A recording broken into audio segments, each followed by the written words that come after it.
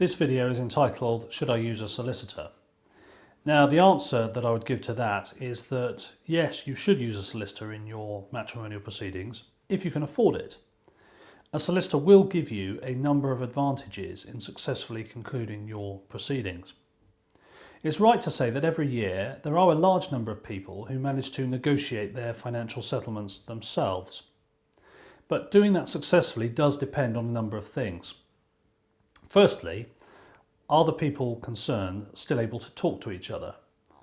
Very often people can have negotiations over email, for example, but face-to-face discussion is often the best way to hammer out the differences between people. And if people are no longer able to talk to each other, having the intervention of some professionals is likely to be very important. The second point is, do people have the same level of education and the same level of negotiating clout, if you like? So if you've got two people in a relationship, perhaps one of them who is involved in some quite technical or technological work, someone who deals with numbers a lot, and the other party in the marriage doesn't, then it may be that the first person's at a significant advantage when it comes to trying to negotiate a settlement. And it may be that if there's no lawyer involved, the other party may come off worse and may not do as well as they should have done. The third point really is successfully negotiating a fair settlement involves some knowledge of what a court would be likely to do. And that's where a lawyer is likely to be able to help you.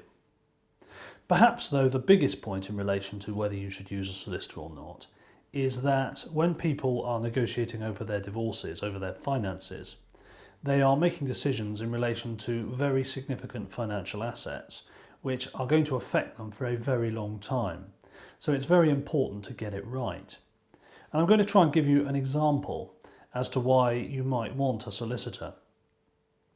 Let's take a fairly common situation of a husband who is the breadwinner and a wife who has stayed at home to look after the children, and they've got two children.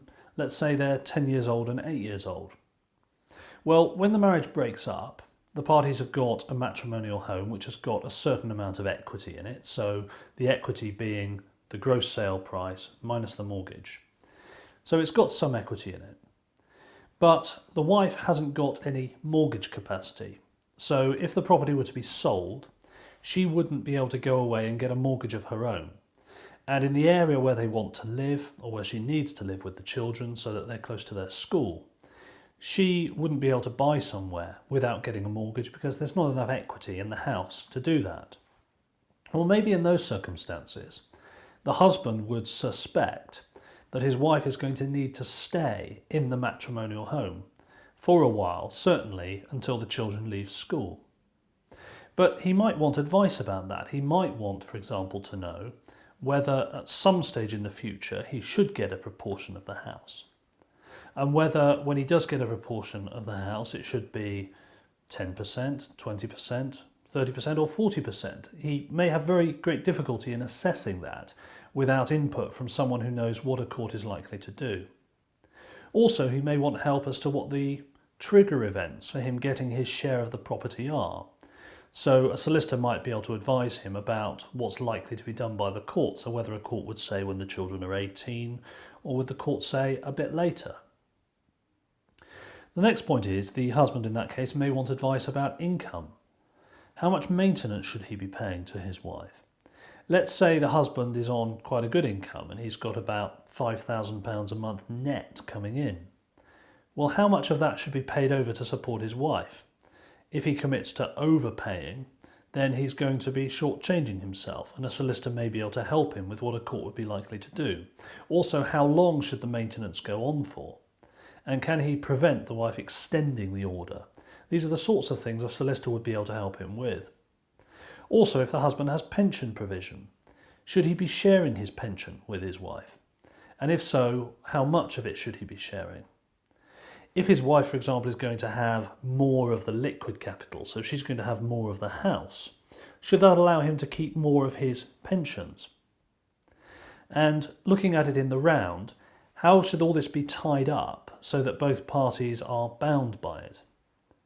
On the other side of the coin, the wife will want to know exactly the opposite of these things that the husband wants to know. So she will want to know how much of the house she should be keeping, how long she should be able to stay there, how much maintenance she should receive, and how much pension sharing she should receive.